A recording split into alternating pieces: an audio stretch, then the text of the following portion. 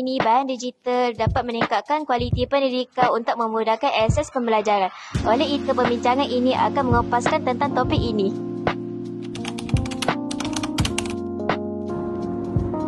Bahan digital merujuk kepada sebarang kandungan yang disimpan, diakses atau dikongsi dalam bentuk digital menggunakan peranti elektronik. Ia boleh merangkumi pelbagai format seperti teks, audio dan video.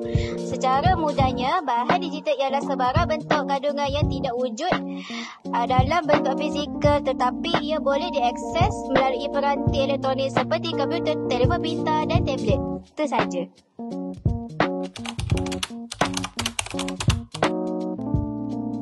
Saya Yashita sini ingin membincangkan tentang topik ini bersama Teacher Govini. Apa khabar Teacher? Khabar baik. Apa pendapat Teacher tentang bahan digital?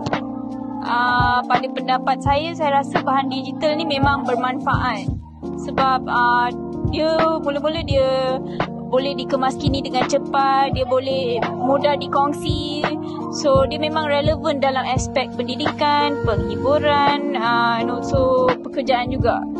So tapi dia juga ada cabaran dia. Macam dia perlu mengambil akses daripada peranti dan internet. Dan dia juga ada risiko kehilangan data kalau tidak disandarkan dengan baik. Terima kasih Teacher.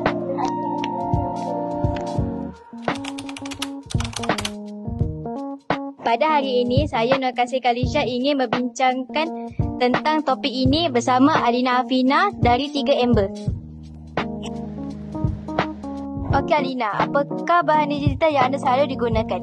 Contoh bahan digital yang selalu saya gunakan ialah teks digital seperti e-book dan artikel. Contoh bahan kedua pula ialah audio digital seperti rakaman suara dan bunyi latar. Contoh bahan yang terakhir pula ialah video digital seperti video YouTube secara langsung. Okey, terima kasih Alina. Kita akan pergi ke murid seterusnya. Bersama saya lagi ingin membincangkan tentang topik yang seterusnya bersama dengan Nur Kasih Amani dari kelas 3 Amber. Okey Kasih, bagaimanakah bahan digital boleh membantu kita dalam bidang pendidikan? Bahan digital seperti kuis interaktif dapat menarik minat pelajar dan mengelakkan kebosanan. Platform digital pula seperti Google Classroom dan Zoom dapat membolehkan pelajar belajar di rumah atau pada bila-bila masa sahaja. Okey, terima kasih Kasih. Sekian daripada saya. Bahan digital mempunyai banyak kelebihan berbandingan bahan fizikal. Antaranya ialah mudah diakses. Boleh diakses dari mana-mana sahaja dengan internet atau peranti simpanan.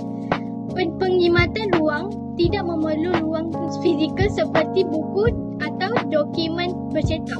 Bahan digital memang sangat berguna, terutamanya dalam dunia yang semakin beralih ke arah digital sekarang. Secara keseluruhan, bahan digital memainkan peranan penting dalam kehidupan moden, memudahkan akses maklumat dan komunikasi dengan cepat dan cekap.